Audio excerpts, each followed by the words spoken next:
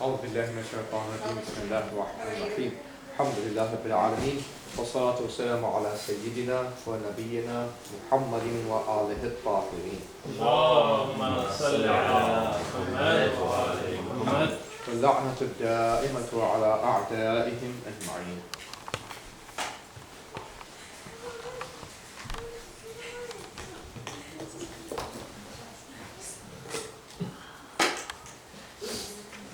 I was talking about the names.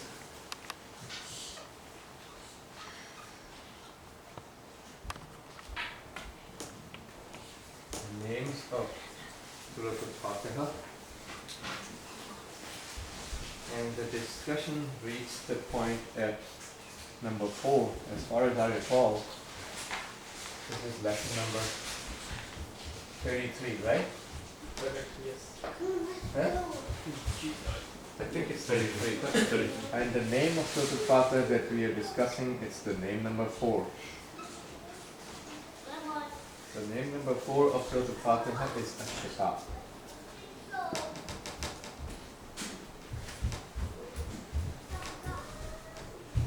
Or Ash-Shafiya. I think we did number yes. Did we do it? So the last one we did is Fatiha al-Quran and Fatiha al-Kitab. Fatiha Number two. al-Quran and That should be Fatiha number two. al-Kitab. Yeah. Fatiha al-Quran. No. So I think Fatiha. Yeah. No. I think we didn't do Shifa and Shafiya. We did not. We did not do. Well, what I'm saying is we're number 3, not number 4. Oh, okay.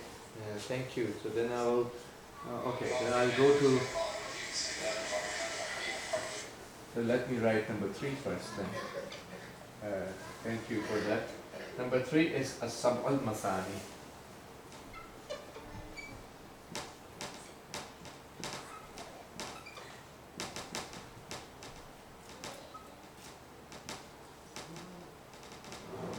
As-Sab' al-Masani. So this name, As-Sab' al-Masani, As-Sab' refers to 7 because Fatiha has 7 verses.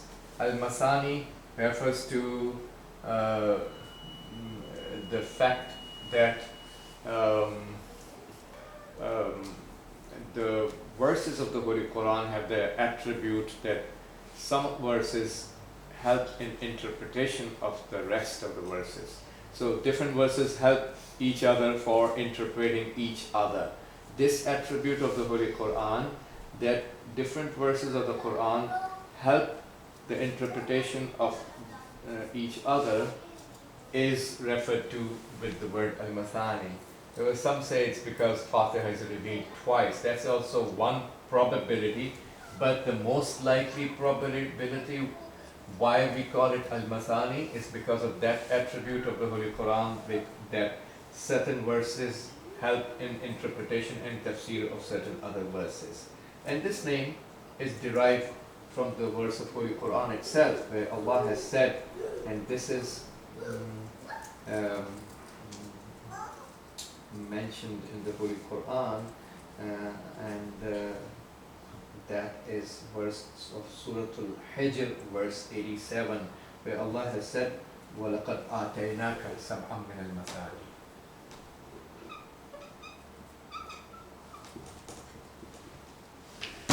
وَلَقَدْ آتَيْنَاكَ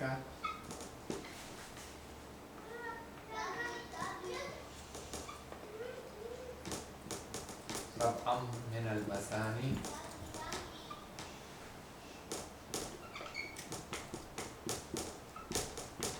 والقرآن العظيم.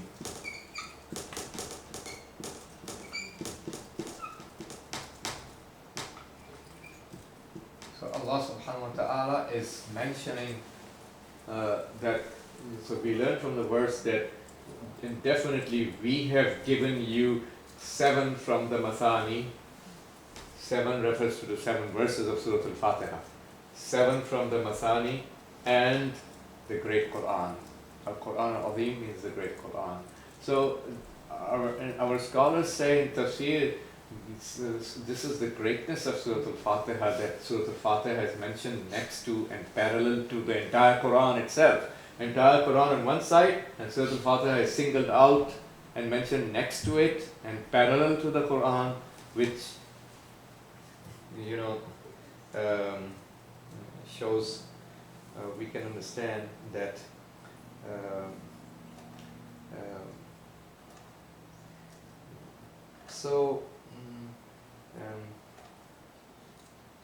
and this ayat also talks about the Allah is mentioning a favor. وَلَقَدْ آتَيْنَاكَ, and definitely we have given you. So Allah is mentioning the favor that He has done to the Holy Prophet. Revealing Surah al-Fatiha on the soul of the Holy Prophet is a special favor of Allah on His Messenger. So this Fatiha is never found in any other previous books given to any previous messenger. This is only given to the Holy Prophet, and it's a favor. So in the hadith of Rasulullah sallallahu alaihi wasallam, he has said that فَأَفْرَدَ الْإِمْتِنَانَ عَلَيَّ. This is hadith of the Prophet, where he has said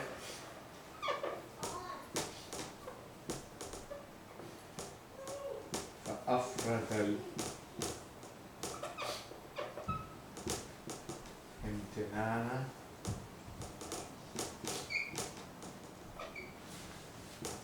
علي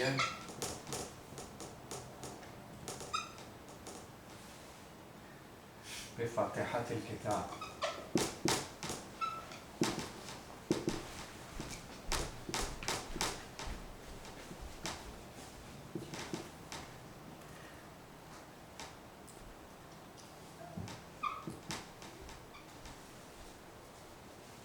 وجعلها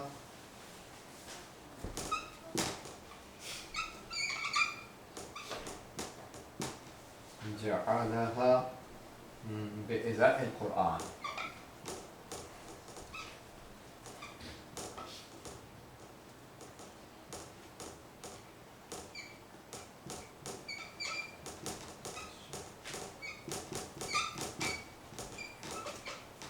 And Allah mentioned it parallel to the Quran. In other words, بإزاء القرآن العظيم. So, obviously it's the greatness of Surah al-Fatiha that Fatiha is mentioned parallel to the Holy Quran.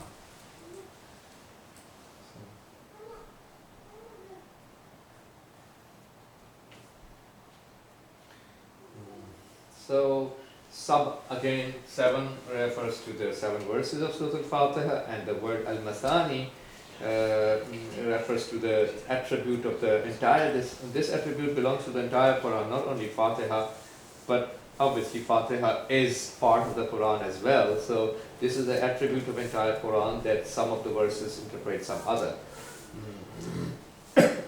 Also this attribute is mentioned in another verse, Kitaban mutashabihan masaniya.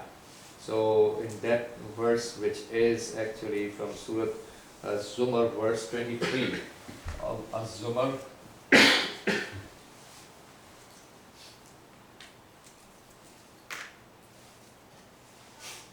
Surah Az-Zumar, Allah also mentions the similar issue of or attribute of the Quran. Az-Zumar, verse 23. Kitaban mutashabihan masaniya.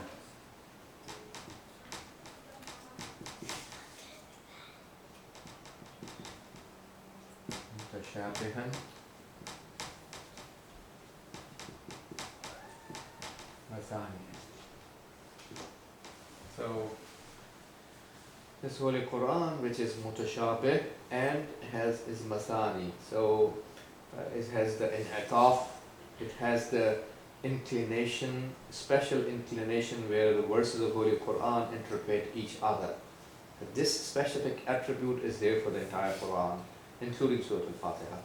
So يَنْتِقُ بَعْضُهُ بِبَعْضٍ. So as it is narrated in Nahj al-Balagha in the hadith of Imam Ali alayhi salam, Imam Ali, when he's talking about the Holy Quran, he says, يَنْطِقُ بَعْضُهُ بَعْضًا.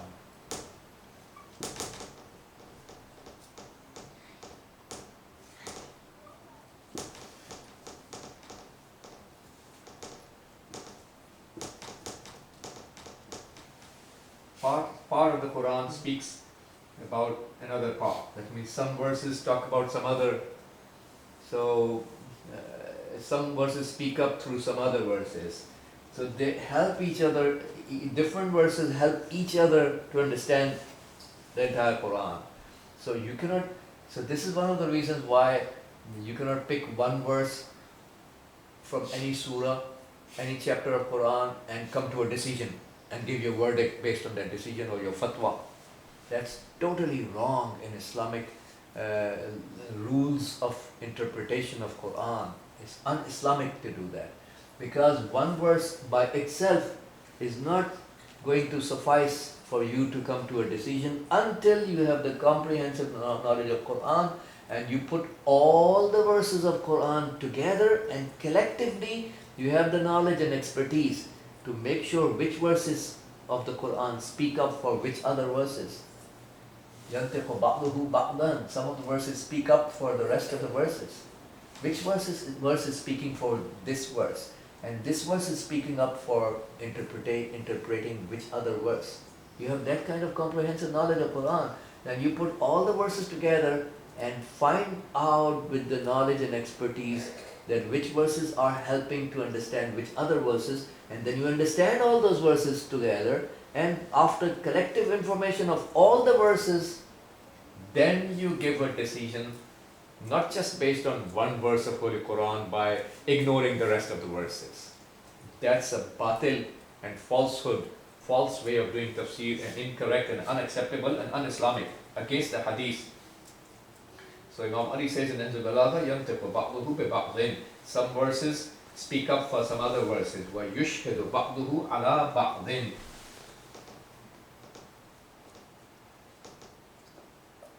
Oh, يَشْهَدُ. يَشْهَدُ بَعْضُهُ. Some verses bear witness over the rest. بَعْضُهُ عَلَى بَعْضٍ. And that's the way Allah made it to be. Knowingly, intentionally He made the Quran. Nobody can just misinterpret Quran. If you misinterpret Quran without comprehension, you're not serious to learn the intended meaning of the Creator. You want to learn the intended meaning? Learn the comprehensive knowledge. So you have to turn to the Prophet and Ahlul Bayt to get the comprehensive knowledge. That's the way Allah made it intentionally. So every Tom, Dick and Harry cannot come up and issue a fatwa, and that's what these stupid Salafis, Takfiri people are doing and earning bad name of Islam, because they take out things and they distort the facts, and they think they understand Quran and they're founding their fatwa based on Quran, but they're not. So because they don't understand they don't have the comprehensive knowledge, don't have the rules and principles of interpreting Quran in the proper sense of the word, and thus without having comprehensive knowledge they issue fatwas, it becomes stupid to issue fatwa like that.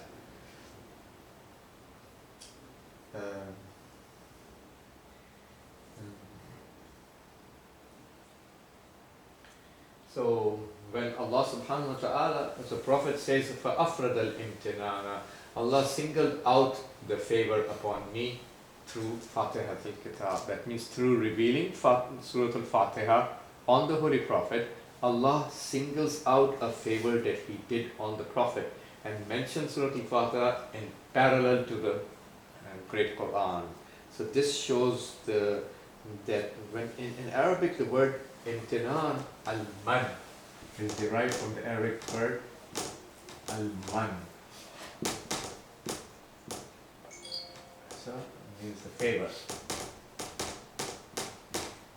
Okay? Al-man means favor. This al-man in Arabic, literally speaking, stands for a great blessing and valuable blessing. So this is a great blessing, weighty, the blessing which has weight and greatness. So it's a blessing which has greatness and weight, no doubt about that. So this shows the greatness of Surah al-Fatiha. It shows the greatness of Surah al-Fatiha. Just like the messengership of the Holy Prophet itself, the messengership itself, Risalat, is mentioned with the similar word from the same derivative. And Allah subhanahu wa ta'ala says, and that is mentioned in Surah Al-Imran verse 162, where Allah subhanahu wa ta'ala says, لَقَدْ مَنَّ اللَّهُ عَلَى الْمُؤْمِنِينَ.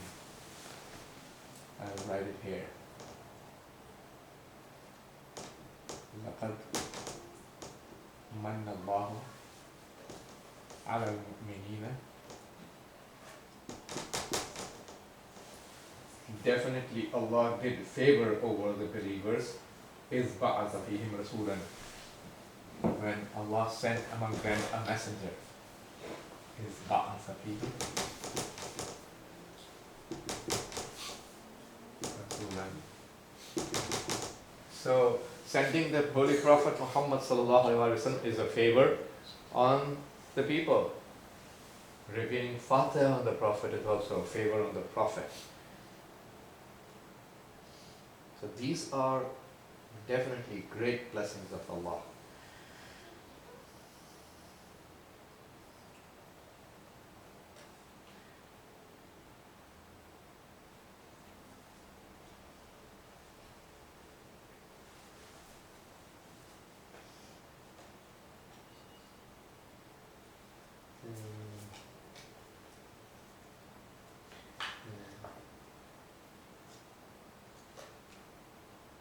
So our scholars say that mentioning the Surah al-Fatiha next to the Holy Quran, parallel to the Holy Quran, reveals the majesty and highness of this surah.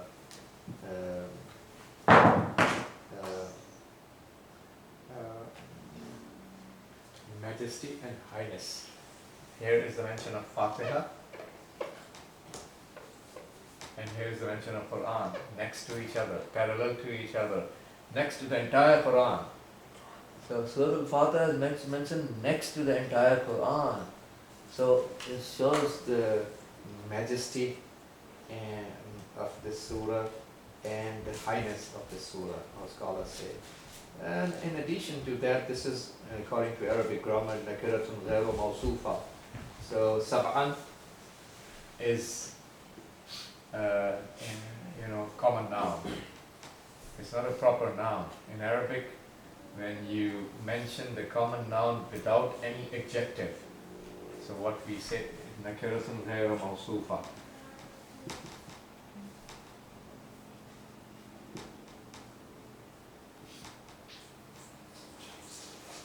A common noun without adjective. When you mention a common noun without adjective, this shows greatness. Grammatically speaking, it's a sign of greatness. So you can take a picture and I will go to number 4.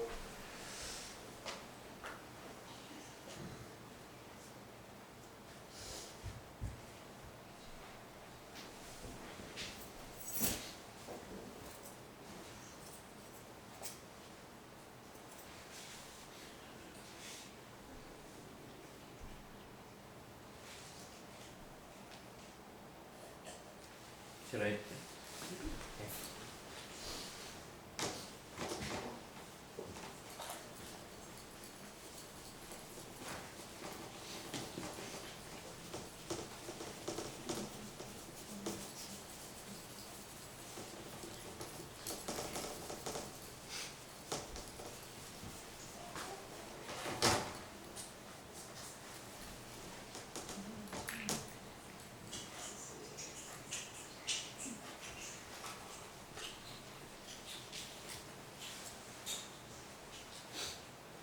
Let's go to number 4. Fourth name of Surah al-Fatiha is Ash-Shifa and Ash-Shafiyah. So if you may want, you can say it's 4 and 5. Ash-Shifa and Ash-Shafiyah. 4 and 5. So, okay. It's called, Ash-Shifa means cure.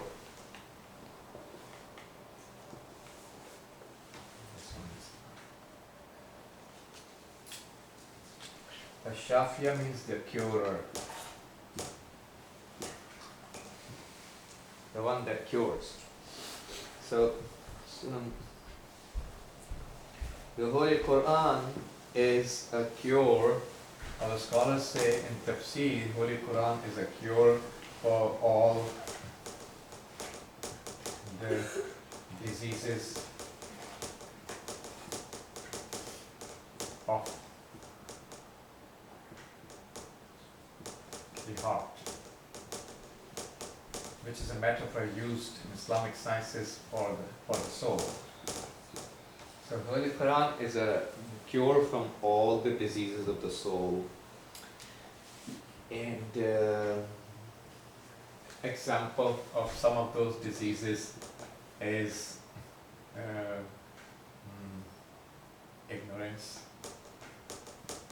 One of the biggest diseases of the soul is jahl, ignorance.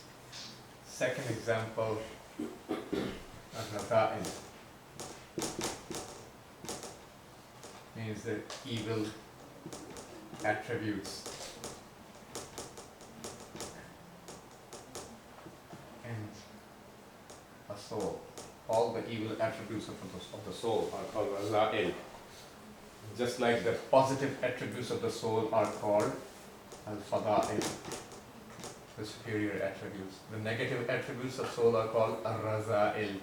So Quran is a cure from all the diseases of the soul. Some of the examples are ignorance and the evil attributes of the soul of a human. The entire Quran is shifa. But specifically, Hamd has a special status.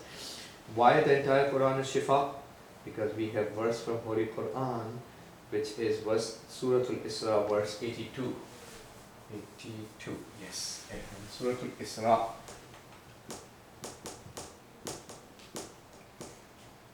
Verse 82.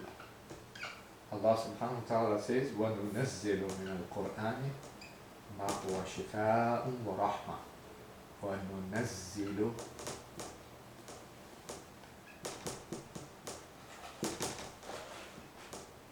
من القرآن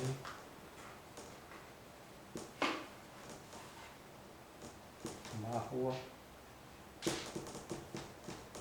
شفاء ورحمة.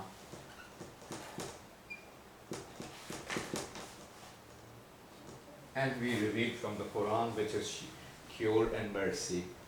So Quran is a cure and mercy.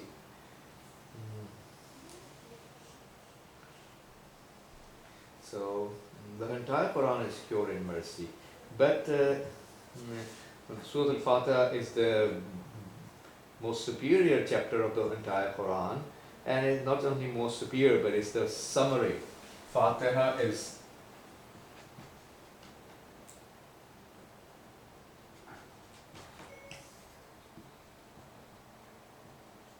the most superior, plus it's the summary.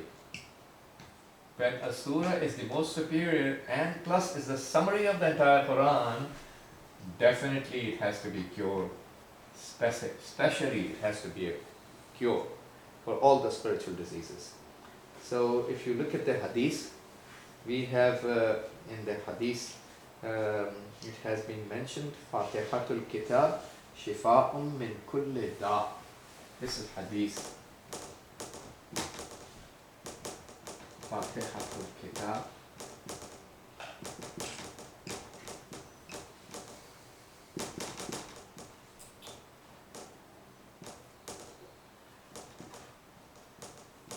Shifa'un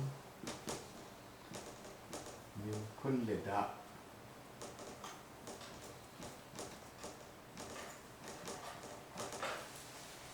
This hadith is mentioned in Tafseer al-Bayan, volume 1, page 87. That's a reference. al-Bayan, volume 1, page 87. Also another hadith says, Man lam yabra'hul hamdu. I'll write it here. Man lam yabra'ul hamd.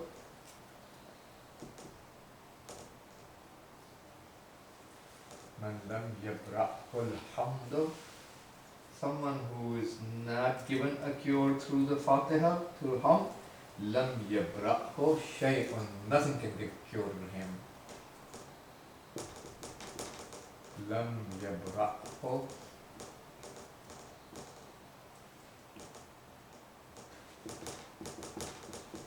shay'un. Whomsoever is not given cure by Fatiha will not be cured by anything else. So you can see that the hadith is specifically mentioning Surah al-Hamd as a cure for the diseases. So, and my teacher Ayatollah Jawadi Hafidhahullah said in the Tafseer that in addition to what we just said, Surah al-Fateha also is a cure for the diseases of the body. So, and there is no doubt about that, and it's experienced. It's something that has been experienced. So it's not only a cure for the diseases of the soul of a human being, but it is also a cure for the diseases of the body, and it has been experienced. So sometimes we read surah, dua, nothing helps, things never change in our life. It's not because that dua is not powerful or Surah al-Fateha is deficient, has deficiency in its power. And no, dua is powerful, Fatiha and other chapters, other ayats are powerful. There is a problem in me, the problem in the reciter, in my spirituality. I have sins that I did not do tawbah for.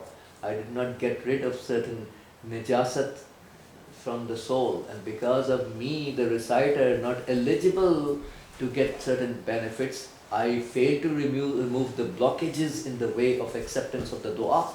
That's because of those sins, the blockages, the dua is not accepted. Not that there's a fault or deficiency in the strength of the Fatiha, and that because of that it's not working. No, there's no deficiency. The same Fatiha, if it's recited by Imam Ali, it will always work. Or recited by those people who are really pious and pure in their soul, it will always work. Why it's not working for me then? Again, because of the spiritual deficiencies, sins, that what blocks the acceptance of dua is our sins, period. So if I do the tawbah properly from my sins and get rid of the spiritual uncleanliness and najasat, blockages are removed, blockades are removed, and you find the effect coming up. The effect is not coming not because of the deficiency of the du'as or the Fatiha or any of the Surah Quran. So my teacher said there is no doubt that Fatiha is also a cure for the diseases of the body, and it has been experienced, and there is no doubt in it. But having said that, my teacher said that diseases of the soul are more important than the diseases of the body, which is so true. What's going to happen? What's the worst case scenario? I get cancer, I die, I'm going to die anyways. No one is going to survive in this world forever. So if not through cancer, through something else. Everybody's going to die, right? So what's the worst case scenario happening through the disease of the body? A person dies. We are going to die anyways. So, but I will go to paradise if I have gotten rid of the evil attributes of the soul and ignorance, and acquired taqwa, iman and taqwa.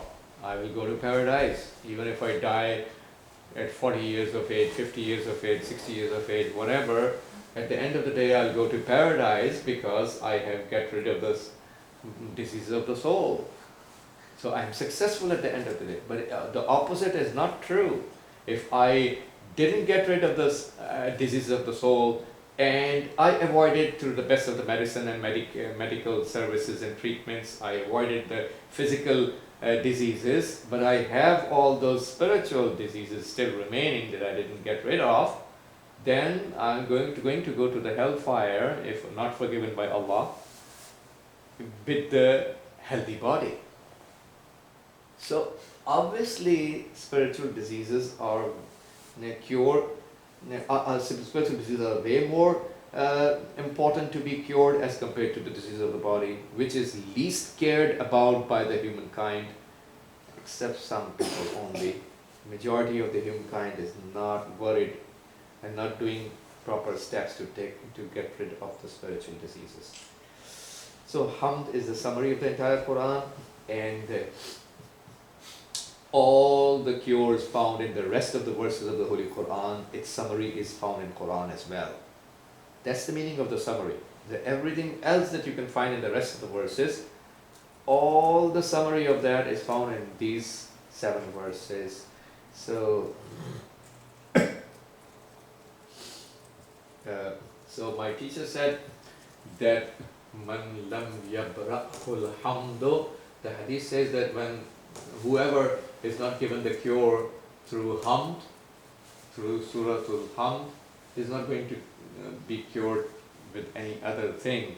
So my teacher said that this hadith of Imam al-Baqir alayhi salam, this also includes, my teacher said, this also includes the fact that if somebody cannot get rid of his ignorances about Islam, about the realities, about the truths that we need to learn, if somebody still could not get rid of the ignorances he has, even after he read the Surah al-Fateha, he is still an ignorant, he still did not get rid of the evil attributes of the soul, nothing can benefit this guy to become successful. Nothing else.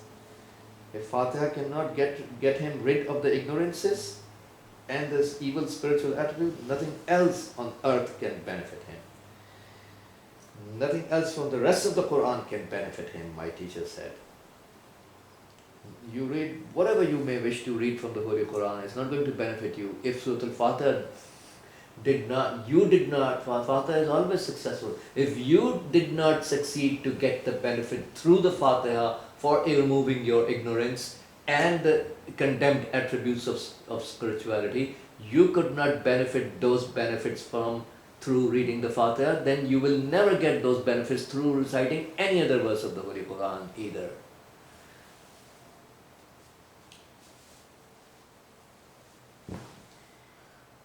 Now let's go to number 6. Shall I erase it? This is 4 and 5? There's 4 and 5, Shifa and Shafi'ah. Oh, just the same. Concept is the same, but the words are different, so I just put 4 and 5.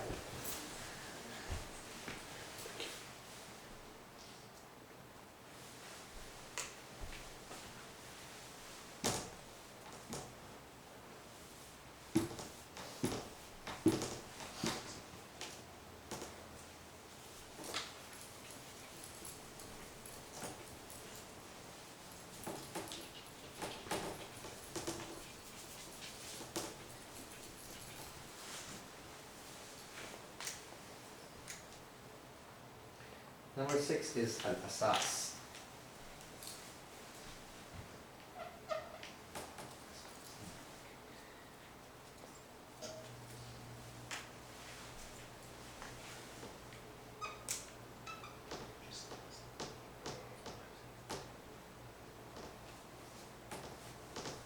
Al-asas. Al-asas literally means the foundation. Surah al-Fatiha is called the foundation. So, it was narrated from Abdullah ibn Abbas that he said, Inna likulli shay'in asasan. This is a riwayat of Abdullah ibn Abbas. Inna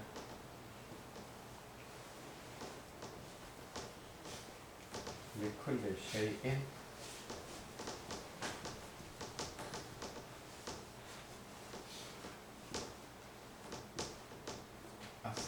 asasan, sorry, grammatically it will be asasan, inna likulli shay'in asasan wa asasul Quran.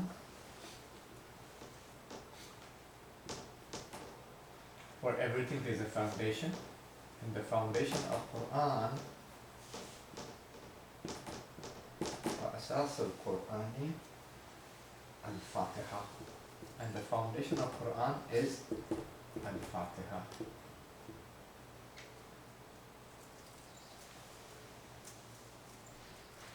وأساس الفاتحة, and the foundation of al-Fatiha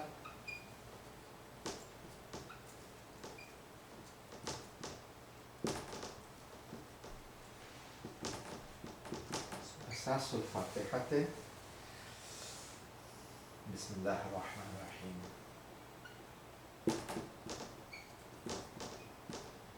Asas and foundation of Fatiha is Bismillah ar-Rahman ar-Rahim.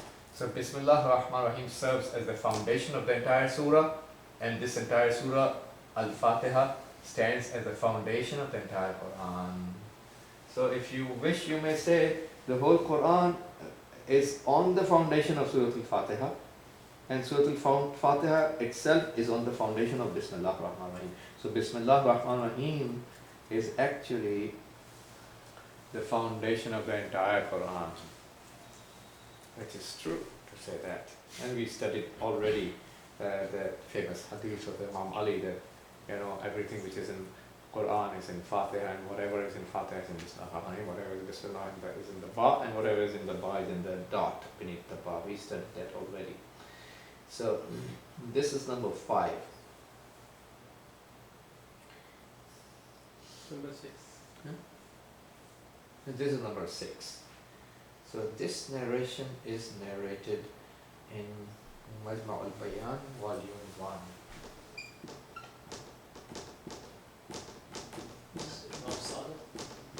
No, this is not a hadith of Ahl Bayt. That's why I said it's the riwayat of Abdullah ibn Abbas.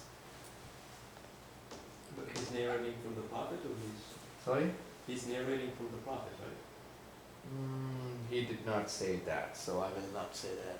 But his knowledge of tafsir is from Imam Ali alayhi salam. He is a student of Imam Ali, and he learned his knowledge of tafsir from Imam Ali alayhi salam. And Abdullah ibn Abbas is the one who is quoted for tafsir from the Shias and the Sunnis both. Sunni brothers take almost the entire tafsir from Abdullah ibn Abbas, even if they take it from other narrators, but those other narrators' interpretation in turn goes back to, at the end, from Abdullah ibn Abbas, almost entirely. So he's the prime source, and he's siqah and authentic on our view as well. So Majma' al-Bayan, volume 1, so page 87. وصلى الله على سيدنا ونبينا محمد وآله الطاهرين. اللهم صل على محمد. Shall we learn the number 7 and